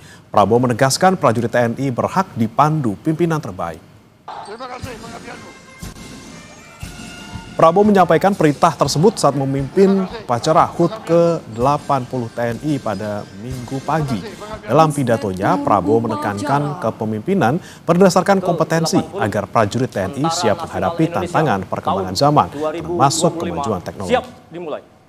Indonesia, Wakil Panglima Tentara Nasional Indonesia. Tidak ada tempat untuk pemimpin-pemimpin yang tidak kompeten, yang tidak profesional, yang tidak mengerti tugasnya. Panglima TNI dan Kepala Staf terus-menerus saya perintahkan menilai pemimpin-pemimpin yang ada di TNI. Prajurit kita berhak dan menuntut kepemimpinan yang terbaik. Kepemimpinan yang terbaik. Saya memberi izin kepada Panglima TNI dan Kepala Staf dalam rangka seleksi kepemimpinan tidak perlu terlalu memperhitungkan senioritas. Yang penting prestasi, pengabdian, cinta tanah air. Untuk membahas hal ini, saudara, kita sudah bergabung bersama pengamat militer Institute for Security and Strategic Studies, Khairul Fahmi. Selamat pagi, Pak Khairul. Selamat pagi. Ya, Pak Khairul, yang Anda cermati dari pernyataan Pak Prabowo terkait dengan jangan lihat senioritas lah kalau misalnya memimpin, melihat ataupun memilih pemimpin TNI gitu. Apa yang kemudian mendasari Pak Prabowo bilang seperti itu? Apakah selama ini memang kalau memimpin ataupun memilih pimpinan TNI ya berdasarkan senioritas seperti itu? Iya, pernyataan Presiden kan muncul di tengah kebutuhan modernisasi kepemimpinan di lingkungan TNI ya. Tantangan pertahanan sekarang ini kan kita tahu tidak sepenuhnya konvensional, ada banyak ancaman non-konvensional, non-tradisional, ya, ada ancaman cyber, peperangan asimetris, ya, kemudian misi-misi diplomasi pertahanan, dan bahkan juga ada beragam bentuk kerjasama multilateral yang menuntut ketangkasan, kecakapan pemimpin. Nah, dalam konteks ini, saya kira Presiden ingin menegaskan bahwa regenerasi pimpinan TNI ini memang tidak bisa lagi terpaku sekedar pada urutan masa dinas gitu ya, atau angkatan gitu ya, tapi kemudian lebih disandarkan pada kapabilitas, integritas, ya, prestasi operasional, pendidikan maupun visi-visi strategis. Jadi saya kira ini bukan sekedar soal promosi individu, tapi bagian dari penataan besar profesionalisme TNI untuk lebih siap, lebih mumpuni di masa depan. Nah, kenapa senioritas ini menjadi concern Presiden ya? Karena tradisi senioritas ini kan memang sebenarnya warisan lama ya. Ada sisi positifnya, ada negatifnya. Misalnya di satu sisi dia senioritas itu memang dibutuhkan untuk menjaga harmoni, kemudian juga menghindarkan konflik antar generasi, menghormati masa bakti, karena di lingkungan TNI, di lingkungan seperti TNI ini kan, ya militer lah dimanapun itu sangat kompetitif sebenarnya kan. Artinya kalau tidak ada harmoninya, kalau konflik antar generasi ini tidak dihindarkan, ya bisa saja terjadi potensi-potensi kompetisi yang kemudian eksesif gitu ya. Nah, tapi di sisi lain pola ini kan memang juga seringkali dirasakan membuat regenerasi berjalan lambat, kurang responsif juga terhadap perkembangan.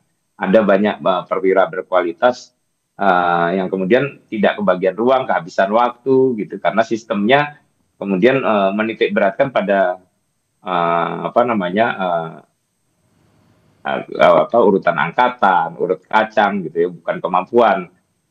Jadi kalau kita lihat di masa lalu ada kasus-kasus di mana promosi yang hanya mengikuti antrian kemudian justru membuat jabatan strategis gitu ya diisi oleh perwira yang masa dinasnya tinggal sebentar, yang dampaknya ya kesinambungan kebijakan itu bisa terganggu, dan sebelum sempat berbuat banyak ya sudah selesai masa dinasnya gitu.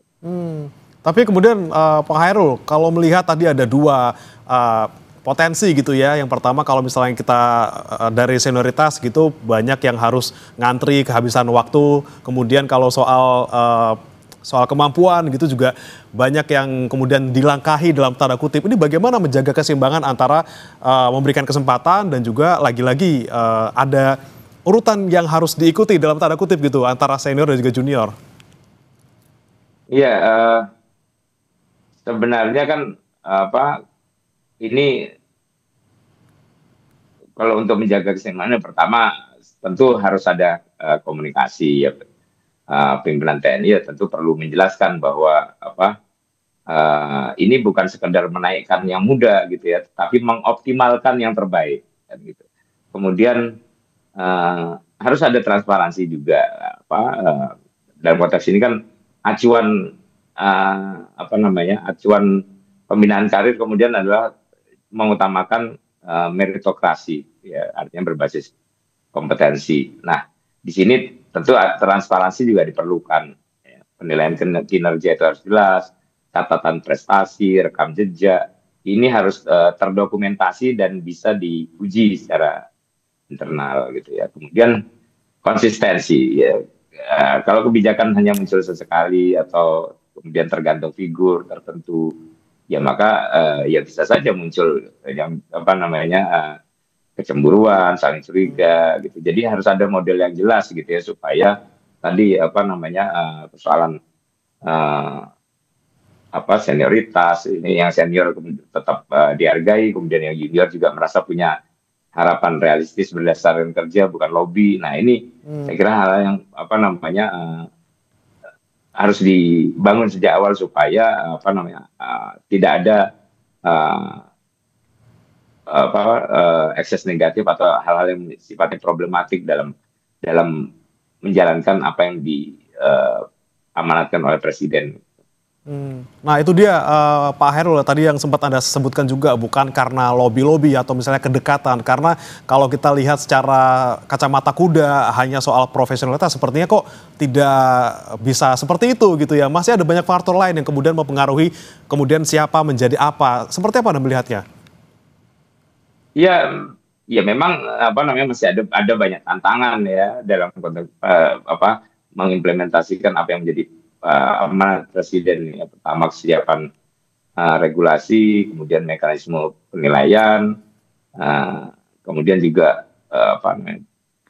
potensi benturan ego, kultur angkatan yang masih kuat, kemudian resiko politisasi maupun adaptasi mindset dan sebagainya. Nah, tapi saya kira ini kan sesuatu yang baik dan harus dimulai dengan optimis gitu ya, karena ya tujuannya tentu membangun profesionalisme dan integritas yang lebih baik. Artinya target utama dari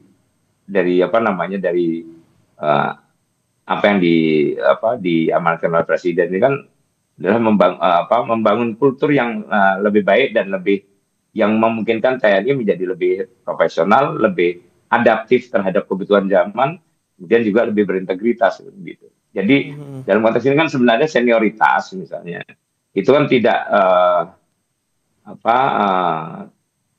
tidak dihapus, tidak dihilangkan atau ditolak gitu ya. Tapi senioritas ini bukan menjadi tolak ukur dominan lagi gitu. Itu maksudnya. Jadi ya tetap saja perwira senior juga akan sepanjang dia memiliki kecakapan, memiliki prestasi yang memadai gitu ya, tentu dia tidak akan tertinggal atau dilompati oleh junior-juniornya. Oke. Ini bukan berarti kemudian yang senior dipinggirkan, tapi lagi-lagi kita memberikan kesempatan yang lebih kompeten dengan transparansi, dengan konsistensi, regulasinya juga jelas, mekanisme penilaian juga transparan. Ini juga diharapkan tidak menimbulkan konflik ataupun gejolak di internal TNI sendiri. Terima kasih Pak Hairul Fahmi, pengamat militer dari ISES, sudah bergabung bersama kami di Sapa Indonesia Pagi. Selamat pagi Pak Hairul. Selamat pagi Mas Brimalan. Jangan beranjak, saudara, kami masih punya informasi lain di tengah terpaan kabar negatif program makan bergizi gratis yang santer terdengar baru-baru ini. Ada kabar menyejukkan dari Purbalingga, Jawa Tengah. Program Presiden Prabowo ini justru selalu dinanti siswa. Menu yang disajikan Satuan Pelayanan Pemenuhan Gizi atau SPPG Purbalingga Wetan telah ditunggu-tunggu untuk disantap siswa. Berikut liputannya.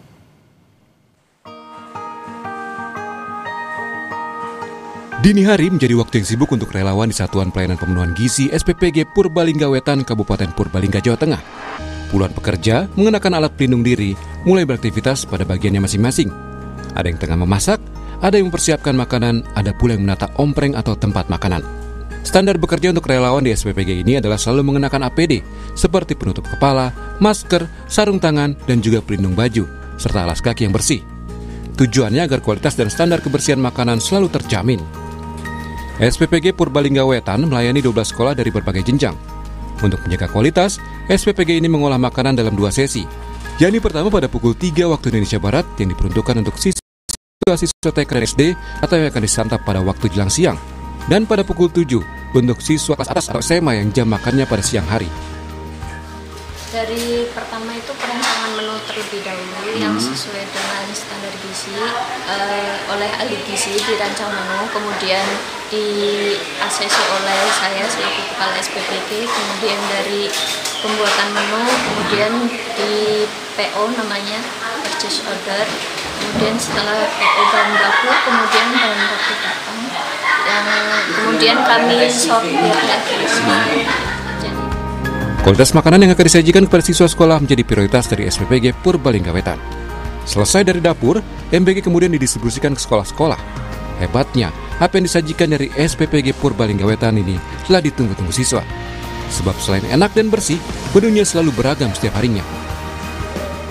Ikan, sop jambendung, buah naga, sama nasi. Seneng, enak nih? Enak. Oh, suka nggak menu-menu dari MBG? Suka. Suka. Paling suka lauk apa? Kentang. Kentang. Tak jarang bahkan siswa penerima manfaat menanyakan menu apa lagi yang akan disajikan esok hari atau melontarkan request menu yang diinginkan. Ya, harapan saya sih ini program bagus sekali, Pak, untuk mendirikan anak kita, harapan bangsa menuju Indonesia Emas ya 2045, di mana anak-anak kita kelak akan menjadi pengganti kita semuanya gitu, Pak, dengan mutu-mutu gizi yang sudah terpenuhi, insya Allah pola pikirnya, kecerdasannya akan meningkat. Bagi sekolah penerima manfaat, program MBG ini dinilai sangat bermanfaat dan disukai anak-anak dan orang tua siswa. Sebab siswa yang tadinya enggan makan atau sarapan, kini telah disediakan dengan kualitas yang bagus dan gratis. Sedangkan bagi orang tua, dinilai meringankan beban mereka karena tidak harus menyiapkan makan untuk bekal sekolah. Hari Himawan, Bayu Nur Sasongko, Kompas TV, Purbalingga, Jawa Tengah. Saudara, PT Pertamina Persero konsisten mendukung ajang balap motor dunia Pertamina Grand Prix of Indonesia 2025 di sirkuit internasional Pertamina Mandalika, Lombok, NTB pada 3 hingga 5 Oktober 2025. Pertamina Grand Prix Indonesia memasuki tahun keempat di Mandalika. Sejak penyelenggaraan perdana event MotoGP, Pertamina sangat konsisten. Pernah mendukung event MotoGP tahun 1997, kini Pertamina konsisten mendukung penyelenggaraan Pertamina Grand Prix Indonesia. Dengan acara ini, brand Pertamina bisa meningkat di mata dunia.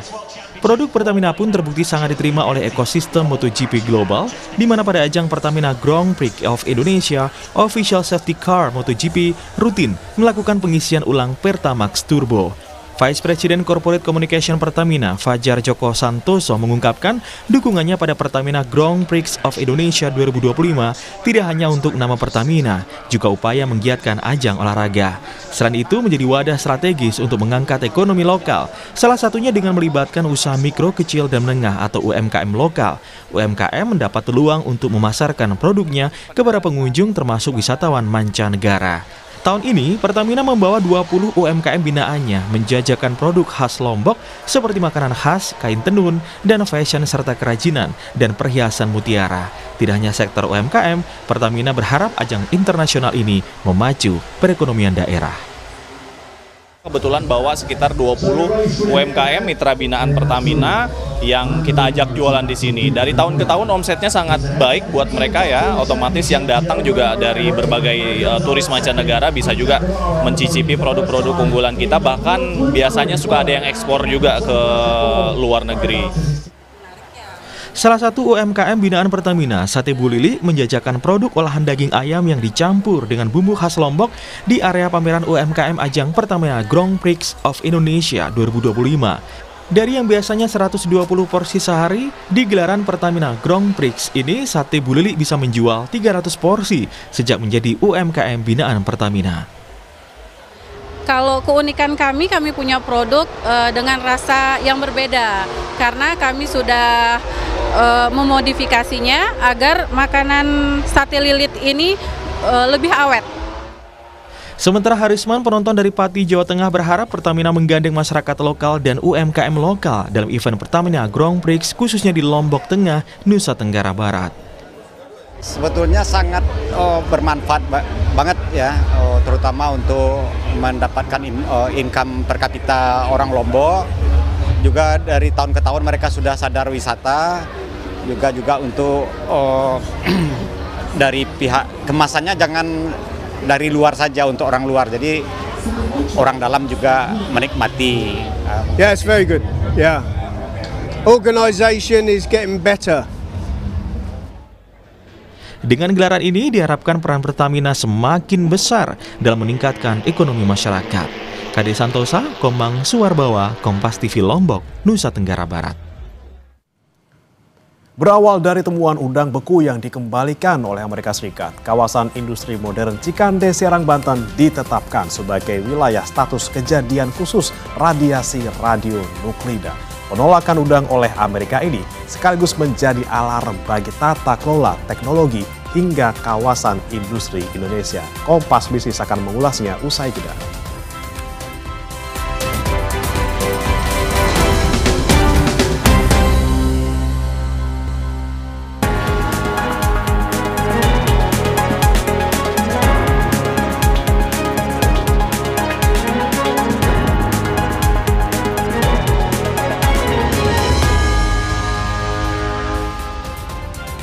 Anda menyaksikan Kompas Bisnis, masih bersama saya Breman Atenaya, Saudara. Satgas Penanganan Cesium 137 memperketat pengendalian kawasan industri modern Cikande, Kabupaten Serang, Banten dengan status kejadian khusus cemaran radiasi.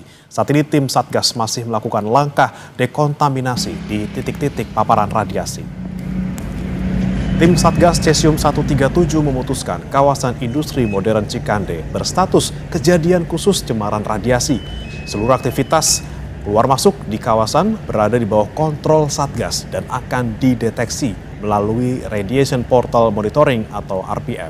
Hal ini dilakukan sambil menunggu pemasangan detektor milik Polri, Bapeten, dan BRIN. Kasus ini terungkap setelah Amerika Serikat menolak hasil ekspor udang asal Indonesia karena dianggap mengandung bahan berbahaya radioaktif.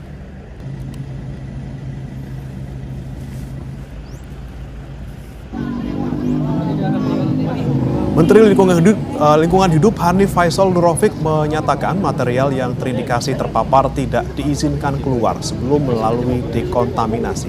Bila alat indikator mendeteksi cemaran cesium 137, maka akan dilakukan grounding dan dekontaminasi sebelum keluar kawasan. Saat ini Satgas telah menetapkan 10 titik pancaran radiasi dengan intensitas berbeda. 2 lokasi sudah didekontaminasi, sementara 8 titik lainnya masih dalam tahap inventarisasi detail sebelum penanganan lanjutan. Statusnya adalah status kejadian khusus cemaran radiasi. Jadi mulai hari ini semua kegiatan ada di dalam kontrol dari tim Satgas penanganan radiasi cesium 137. Alat indikator kita itu tersinyalir mengandung cemaran 137 akan dilakukan di-grounded, kemudian dilakukan dekontaminasi. Masih soal radiasi, sebelumnya Menko Bidang Pangan Zulkifli Hasan menyatakan udang beku yang ditolak Amerika Serikat lantaran terkontaminasi material radioaktif cesium 137 masih aman dikonsumsi. Zulhas bilang hal ini lantaran kandungan radioaktif yang ada di dalam udang yang dikirim PT BMS berada di bawah ambang baku yang ditetapkan oleh pemerintah Indonesia, yakni 500. Di atas ambang baku, ya kita juga punya standar 500, ya. Kalau Amerika itu 1.200, kita 500. Nah ternyata yang sudah kembali ada beberapa yang hanya 0 berapa? Minimum Pak. 68. Jadi yang itu jelas silakan boleh dimakan, ya. Nah, kita 500 ini 68. Tapi kalau yang di atas 500 kita musnahkan. Data Badan Pusat Statistik merekam ekspor non-migas Indonesia ke Amerika Serikat adalah nomor 2 setelah Tiongkok. Rinciannya pada Agustus 2025 sebesar 2,7 miliar dolar Amerika Serikat.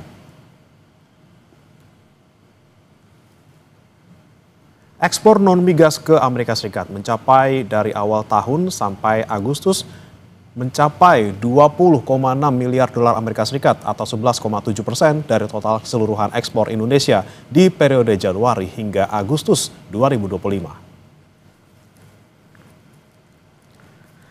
Saudara, Indonesia lagi-lagi diuji oleh hambatan non-tarif setelah Amerika Serikat menolak udang yang terkontaminasi radioaktif. Bagaimana tata kelola industri modern? Benarkah ini alarm atau lampu kuning longgarnya pengawasan? Kami akan tanyakan langsung kepada Muhammad Faisal, Direktur Eksekutif Center of Reform in Economics alias KOR. Selamat pagi, Pak Faisal. Selamat pagi, Mas Brimana. Ya, Pak Faisal, ini udang dari Indonesia ditolak Amerika Serikat. Apakah ini lagi-lagi menjadi ujian non-tarif bagi Indonesia? Ya, memang pada dasarnya yang menjadi hambatan kita atau menjadi tantangan kita dalam ekspor itu selain tarif, juga non-tarif ini justru malah sekarang lebih besar. Ya, jadi kalau tarif sebetulnya rata-rata kalau ke negara-negara maju termasuk Amerika itu udah rendah. Nah, tapi non-tarifnya ini banyak sekali. Amerika itu termasuk yang paling banyak setelah Uni Eropa. Ya, dari sisi hambatan non-tarifnya, termasuk hambatan non-tarif dalam bentuk sanitary and phytosanitary yang banyak berlaku pada produk-produk pertanian dan juga pada saat sekarang ini adalah yang dibahas adalah masalah perikanan. Nah, ekspor kita sebetulnya kasus seperti sorotan terhadap kualitas, ya, kandungan bahan yang terlarang atau yang tidak diinginkan ya dalam produk-produk perikanan itu sebetulnya sudah lama. Jadi ini bukan pertama kali ya. Jadi memang artinya memang perlu ada pengawasan dari hulu ya sampai juga ke border sebelum diekspor. Nah, ini kita berapa kali juga waktu itu challenge dengan Uni Eropa, dengan Rusia, selain juga dengan Amerika. Nah, masalahnya untuk udang ini sebagian besar ekspor kita itu memang ke Amerika. Jadi 50% ekspor kita itu pasarnya adalah Amerika. Nah, yang lain-lain itu adalah Jepang, kemudian Cina gitu. Dan dari Amerika sendiri sebetulnya kalau dilihat dari impor negara-negara yang misal impor mereka untuk udang itu Indonesia nomor 4 ya, setelah Kanada, Ekuador dan juga India. Nah, jadi artinya memang udang ini sangat penting perannya dalam ekspor perikanan kita.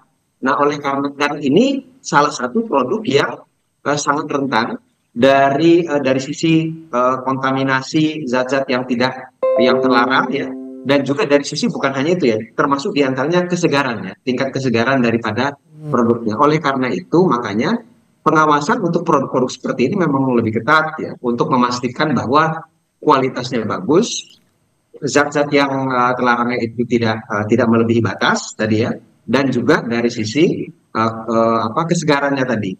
Nah, jadi intinya memang satu pengawasan dari hulu ya, tempat mulai dari di mana dia ditangkap ya atau dibudidayakan sampai kepada kemudian diborong ketika inspeksi untuk sebelum diekspor. Nah, tapi satu lagi yang tidak kalah penting juga adalah diplomasi kita dalam menghadapi negara-negara maju ini, karena memang dalam beberapa kasus tidak murni sebetulnya. Ini artinya gini, maksudnya sangat-sangat bisa diperdebatkan sebetulnya ya tuduhan tersebut.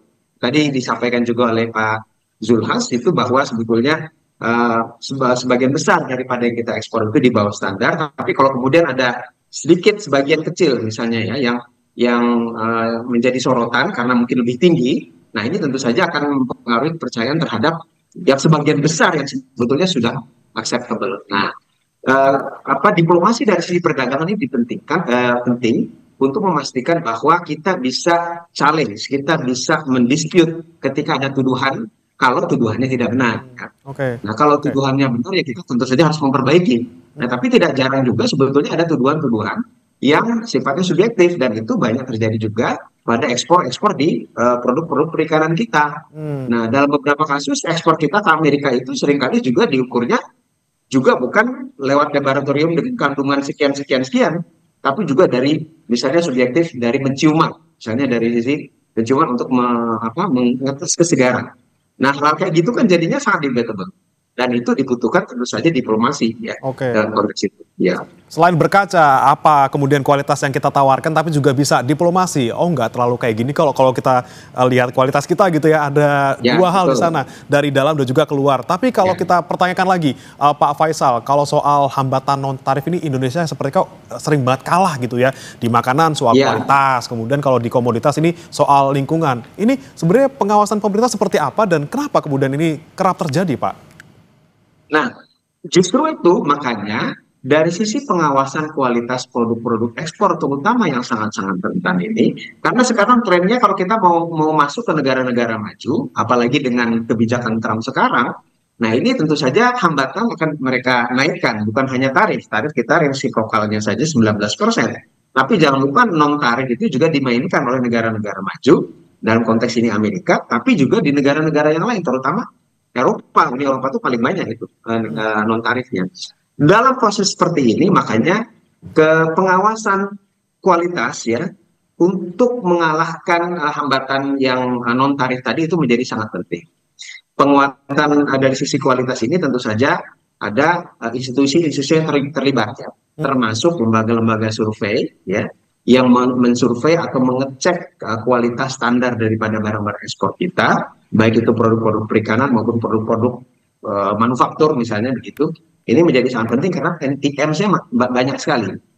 Kalau kita hanya fokus kepada tarif ya, pada tarif dengan Amerika juga tarif, dengan Uni Eropa, jangan lupa kita bukan hanya, masalahnya sekarang bukan hanya dengan deals dengan tarif resiprokal Trump, tapi kita juga ada beberapa kerangka kerjasama yang lain, dan yang sekarang di depan mata juga adalah Indonesia, EU, SEPA. Ya, jadi kita tahu kalau kita ingin mendorong juga ekspor kita ke Uni Eropa, masalahnya bukan hanya di tarif, non tarif jauh lebih banyak. Nah, pertanyaannya bagaimana kemudian dari kesepakatan deal kita, misalnya dalam EU SEPA tadi dengan Uni Eropa, hal ini diadres, ya. Nah, tentu saja akan lebih susah kalau kita mengharapkan mereka menurunkan standarnya, karena standarnya memang tinggi sekali ya. Nah, salah satu jalan yang harus dilakukan adalah kita bernego untuk misalnya kerjasama dalam hal asistensi atau investasi ya, yang membantu para eksportir kita agar bisa mencapai standar yang mereka miliki. Nah, itu ada bagian daripada deal, itu pada saat nego gitu. Selebihnya tadi adalah perbaikan juga dari sisi hulu sampai ke border ya, untuk kita melibatkan lembaga-lembaga survei yang mengawasi produk-produk ekspor kita ini supaya betul-betul kualitasnya itu lebih terjamin ya. Oke, deal-dealan tidak hanya soal tarif tapi juga tadi kalau misalnya kalian butuh yang bagus, kenapa nggak diasistensi biar kita juga bisa mengekspor yang bagus. Tapi kemudian apakah kemudian respon pemerintah dengan kemarin kejadian soal udang ini sudah tepat atau belum dengan menetapkan status kejadian khusus kemudian dekontaminasi, apakah sudah cukup? Kita akan bahas setelah ini, Pak Faisal. Tetap bersama kami saudara di Kompas Bisnis.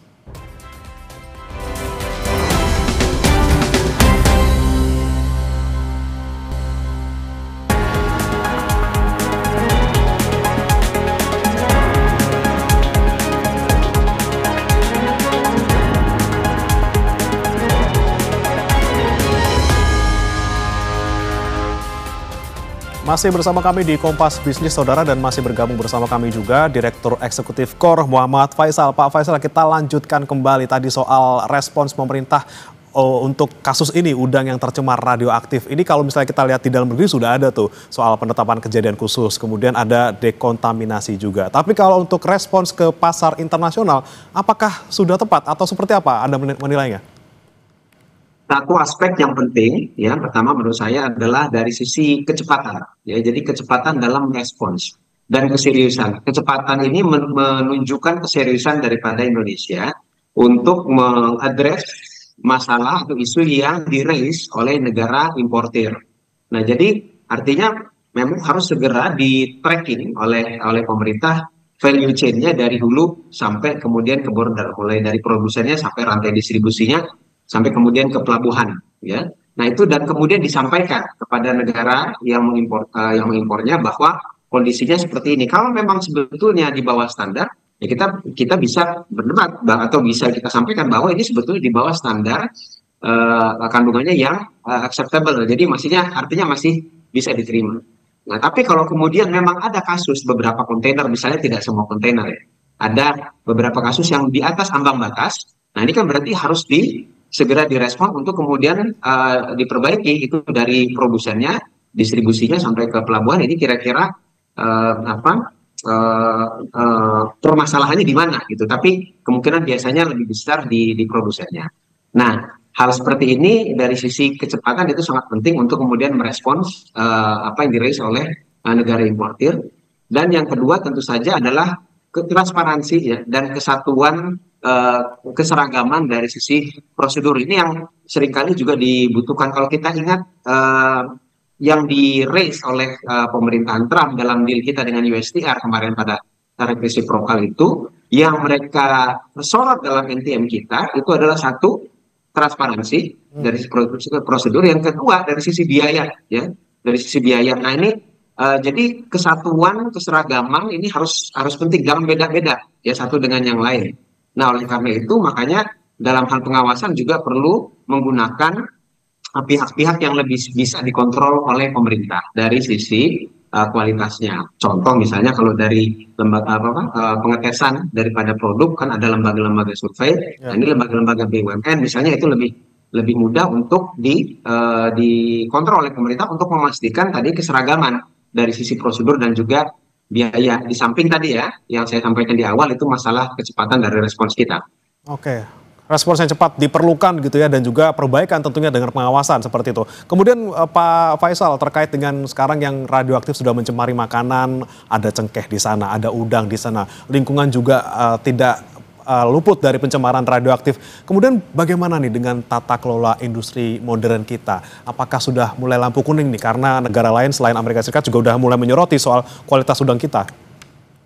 Ya, saya pikir industri kita, terutama industri yang berorientasi ekspor, harus memang segera melakukan percepatan melihat kondisi daripada global yang sudah lebih ketat ya, bukan hanya pengawasan tapi standarnya, dan juga lebih kritis terhadap produk-produk bukan hanya dari sisi tingkat kesegaran tapi juga kandungan bahan pencemar, termasuk juga misalnya dalam hal kesehatan lingkungan. Dan ini banyak hal sebetulnya aspek yang disorot biasanya, termasuk misalnya traceability atau ketelusuran pada barang yang diekspor itu sampai ke hulunya.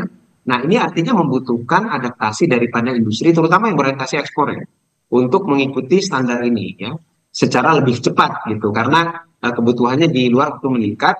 Dan daya saing kita dalam kasus ini bukan hanya lagi dari sisi harga tentu saja, tapi dari sisi sejauh mana produk kita bisa memenuhi standar yang diinginkan oleh negara-negara importir yang banyak diantaranya adalah negara-negara maju seperti Amerika dan Eropa. Oke, baik. Jadi memang lagi-lagi sekali lagi Pak Faisal, kita harus soroti kasus ini bersama-sama gitu ya. Respons pemerintah harus cepat. Lagi-lagi pengawasan dari hulu sampai ke perbatasan juga harus kita perketat supaya lagi-lagi jangan sampai implikasinya ke dalam negeri dan juga bagaimana ekspor komoditas kita ke luar negeri. Terima kasih Pak Muhammad Faisal, Direktur Eksekutif KOR, sudah bergabung bersama kami di Kompas Bisnis. Selamat pagi. Selamat pagi. Jangan beranjak, saudara, kami masih akan kembali dengan informasi lainnya. Tetap bersama kami.